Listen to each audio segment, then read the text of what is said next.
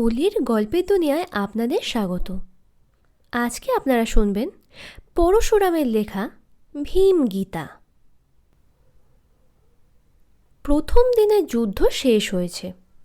সন্ধ্যাবেলায় কুরু পাণ্ডব বীরগণ নিজ নিজ শিবিরে ফিরে এসে স্নান ও জলযোগের পর বিশ্রাম করছেন।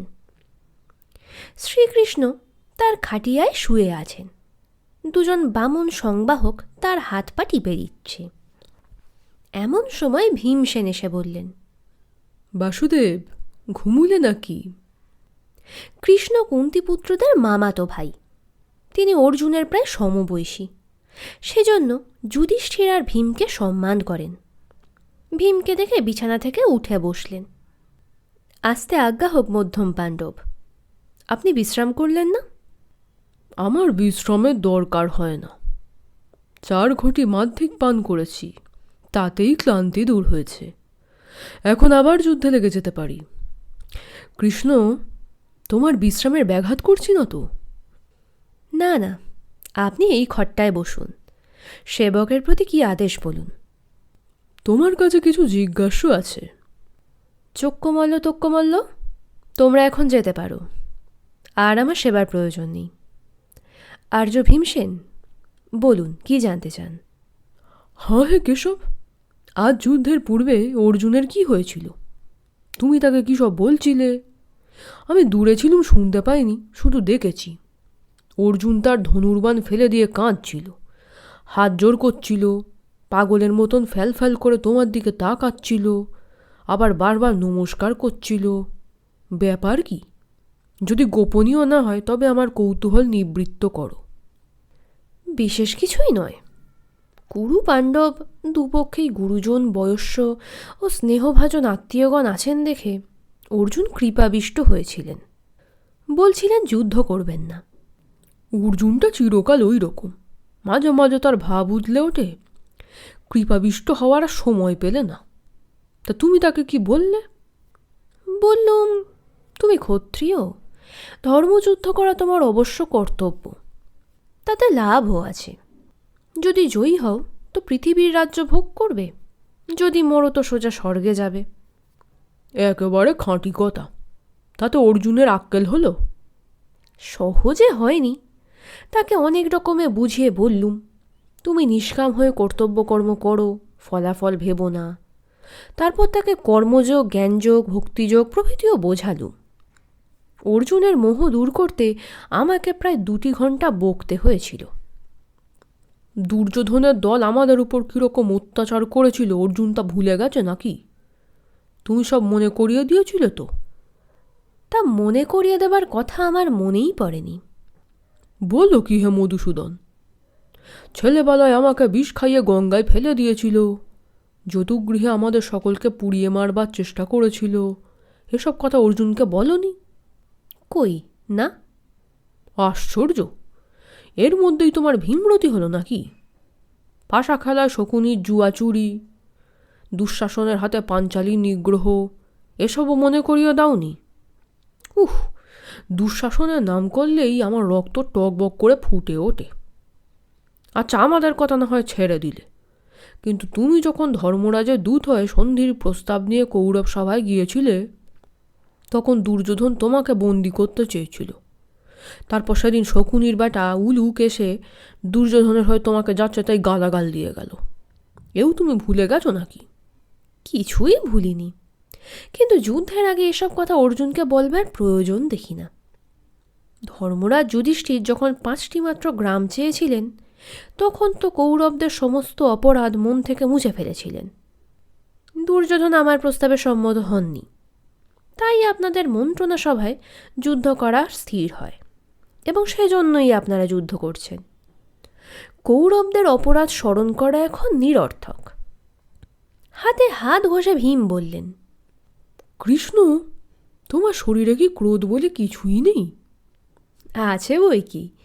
মানুষ হয়ে যখন জন্মেছি তখন মানুষের সব দোষই আছে। ক্রোধকে দোষ বলতে চাও? তুমি তো একজন মস্ত পণ্ডিত। আমাদের 6টি রিপু আছে জানো? তাতে আমাদের কত উপকার হয় ভেবে দেখেছ? রিপু তো দমন করাই উচিত।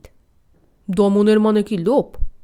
রিপুর লোভ হলে মানুষ পাথর হয়ে যায়, যেমন আমাদের ব্যাসদেবের পুত্র সুখদেব হয়েছেন। মেয়েরা তাকে গ্রাহ্য করে না, সামনেই স্নান করে। প্রথম 3 রিপুর দমন এবং শেষ 3টি লোপ করতে পারলেই মঙ্গল হয়। এইবারে তুমি কতকটা পথে এসেছ। মোহ, মদ, মাৎসর্য, এই 3টা প্রবল হলে মানুষের বুদ্ধি নাশ হয়।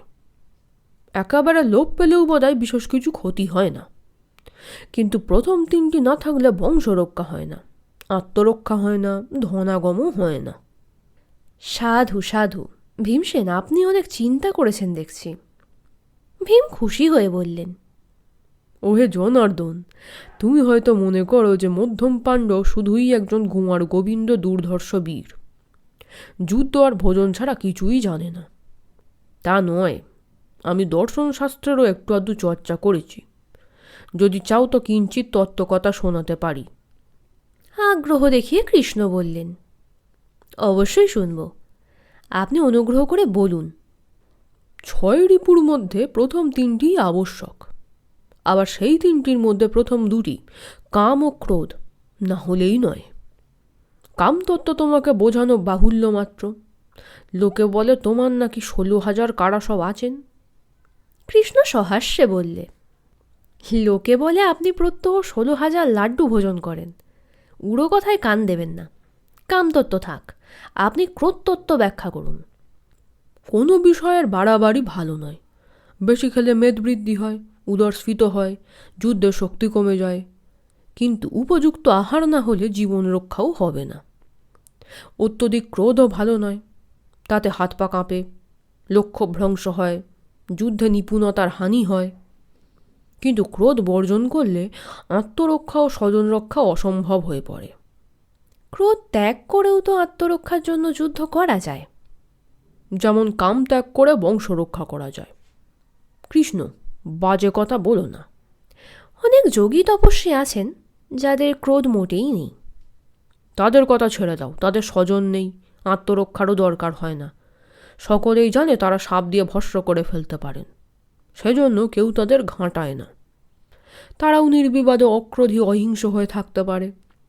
কিন্তু আমরা তপস্বী নই, তাই দুর্যোধন শত্রুতা করতে সাহস করে। অন্যায়ের প্রতিকার এবং দুষ্টের দমনের জন্যই বিধাতা ক্রোধ সৃষ্টি করেছেন। 11 রুদ্র আমাদের দেহে অধিষ্ঠিত আছেন। দেহীর অপমান হলে তারা রক্তে রৌদ্ররস সঞ্চার করেন। তার ফলে মানুষ উত্তেজিত হয়ে শত্রুকে আক্রমণ করে। কোনো রকম বিচারের দরকার হয় না। বুঝতে পারলে? আগে হ্যাঁ, বুঝেছি। যদি তৎক্ষণাৎ অপমানের শাস্তি দেওয়া কোনো কারণে অসম্ভব হয়, তবে ক্রোধ মন্দীভূত হয়, প্রতিহিংসার প্রবৃত্তি ক্ষীণ হয়ে আসে। এই কারণেই বীরগণ যুদ্ধের পূর্বে নিজের বিক্রম ঘোষণা করে এবং শত্রুকে কটুবাক্য বলে ক্রোধ ঝালিয়ে নেন। শত্রুও অশ্রাব্য ভাষায় পাল্টা গালাগালি দেয়। তা শুনে রৌদ্ররসের পুনঃসঞ্চার হয়, উত্তেজনা আসে, প্রহার শক্তি বৃদ্ধি পায়।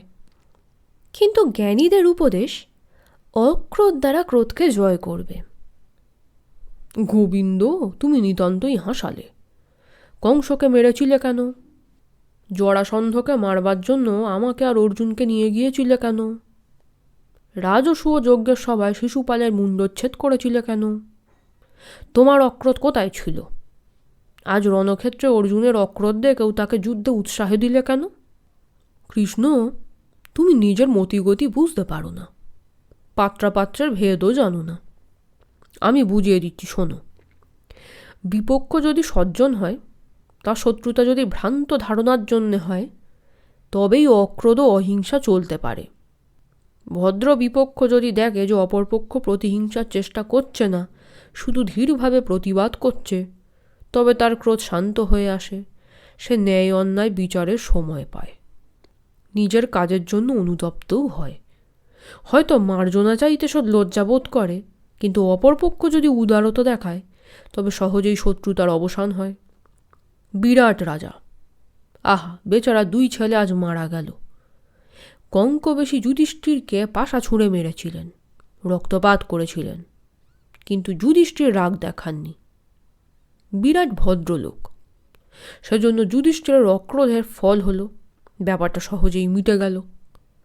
আর দুর্যোধনকে দেখো, তার সহস্র অপরাধ আমাদের ধর্মরাজ ক্ষমা করেছেন।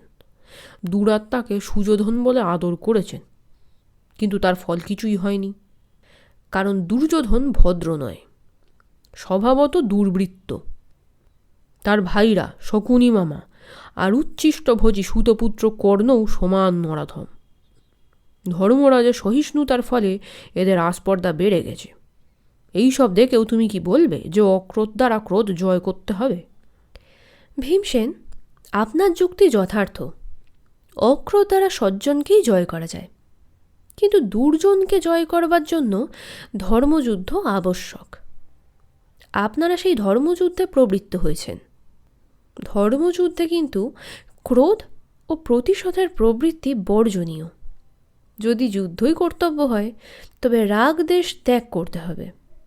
এই কারণেই দুর্যোধনের অপরাধের কথা অর্জুনকে মনে করিয়ে দেওয়া আবশ্যক মনে করিনি।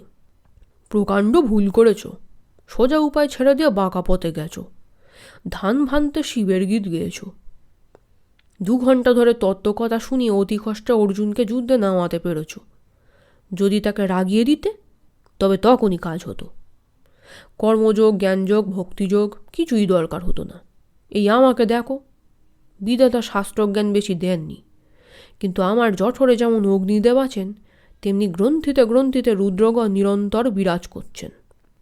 কেউ যদি আমাকে অপমান করে, তবে 11 রুদ্র ক্ষিপ্ত হয়ে ওঠেন। আমার দেহে শতহস্তির বল আসে, বাহু লৌহময় হয়, গদা তৎক্ষণাৎ শত্রুর প্রতি ধাবিত হয়। তত্ত্বকথা শোনাবার দরকারই হয় না। আপনার কথা সত্য, কিন্তু সকল মানুষের প্রকৃতি সমান হয় না। আপনারা 5 ভ্রাতা সকলেই ক্রোধপ্রবণ নন। আপনাকে যুদ্ধে উৎসাহ দেওয়া অনাবশ্যক, কিন্তু ধর্মরাজ আর অর্জুনের উপর রুদ্রকণের প্রভাব অল্প। আরেকটি কথা আপনাকে নিবেদন করি, ক্রোধে ক্ষিপ্ত হওয়া কি ভালো? পরিণাম না ভেবে প্রবল শত্রুকে আক্রমণ করলে অনেক সময় নিজের ও আত্মীয়বর্গের সর্বনাশ হয়। জনকয়েকের সর্বনাশ হলোই বা। সাপের মাথায় পা দিলে সাপ অগ্রপশ্চাৎ না ভেবেই ছোবল মারে। তারপর হয়তো সে লাঠির আঘাতে মরে, কিন্তু তার জাতির খ্যাতি বেড়ে যায়। লোকে বলে সর্পজাতি অতি ভয়ানক, সাবধান, ঘাঁটিও না। বাঘ যখন বাছুরকে ধরে, তখন গরু প্রাণের মায়া করে না। ক্রোধের বশে শত্রুকে শৃঙ্গাঘাত করে। এজন্য সকলেই শৃঙ্গীকে সম্মান করে। যে লোক পরিণাম না ভেবে ক্রোধের বশে শত্রুকে আঘাত করে, সে হঠকারিতার ফলে নিজে মরতে পারে, তার আত্মীয়রাও মরতে পারে, কিন্তু তার স্বজাতির খ্যাতি ও প্রতাপ বেড়ে যায়। ঋষিকেশ, ক্রোধ বিধিদত্ত মনোবৃত্তি। নামে রিপু হলেও মিত্র, তার নিন্দা করো না। ক্রোধের প্রভাবে আমি কি দারুণ কর্ম করব তা দেখতে পাবে। ধৃতরাষ্ট্রকে নির্বংশ করব, দুঃশাসনের রক্তপান করব, দুর্যোধনের উড়চূর্ণ করব। আমার কীর্তি হবে কি অকীর্তি হবে তা গ্রাহ্য করি না, কিন্তু লোকে চিরকাল বলবে, হ্যাঁ, ভীম একটা পুরুষ ছিল বটে, অত্যাচার সইত না, দুরাত্মাদের শাস্তি দিতে জানত। বৃকোদর, আপনার মনস্কাম পূর্ণ হবে। আপনি যা বললেন তাও তত্ত্বকথা, কিন্তু কোনো বিধানই সর্বত্র খাটে না। অত্যাচারিত হলে যে রাগ করে না, প্রতিকারও করে না, সে অক্রোধী কিন্তু কাপুরুষ, অমানুষ, জীবন ধারণের অযোগ্য। যে ক্রোধে জ্ঞানশূন্য হয়ে পাপ করে ফেলে, সে হঠকারী দুষ্কর্মা, কিন্তু তার পৌরুষ আছে। যে ক্রোধের বশে ধর্মাধর্মের জ্ঞান হারায় না এবং অন্যায়ের যথোচিত প্রতিকার করে, সেই শ্রেষ্ঠ পুরুষ। ভীম সহাস্যে বললেন, যদুনন্দন, আমি কাপুরুষ অমানুষ নই, ধর্মভীরু পুরুষ শ্রেষ্ঠও নই। আমি মধ্যম পাণ্ডব, সকল বিষয়েই মধ্যম। আচ্ছা, এখন যাচ্ছি, তুমি বিশ্রাম করো। কৃষ্ণ নমস্কার করে বললেন, ভীমসেন, আপনি বিরাগ্রগণ্য পুরুষ শার্দুল, আপনার জয় হোক। কৃষ্ণের 2 পরিচারক চক্কমল্ল আর তক্কমল্ল আড়ি পেতে সব শুনছিল। ভীম চলে গেলে তক্ক বললে, দাদা, কার কথা ঠিক, শ্রীকৃষ্ণের না শ্রী ভীমের? চক্ক বললে, ওসব বড় বড় লোকেদের বড় বড় কথা, তোর আমার মতন বেটেদের জন্যে নয়। ক্রোধ অক্রোধ ধর্মযুদ্ধ সবই আমাদের নাগালের বাইরে। দুর্বলের একমাত্র উপায় জোট বাঁধা।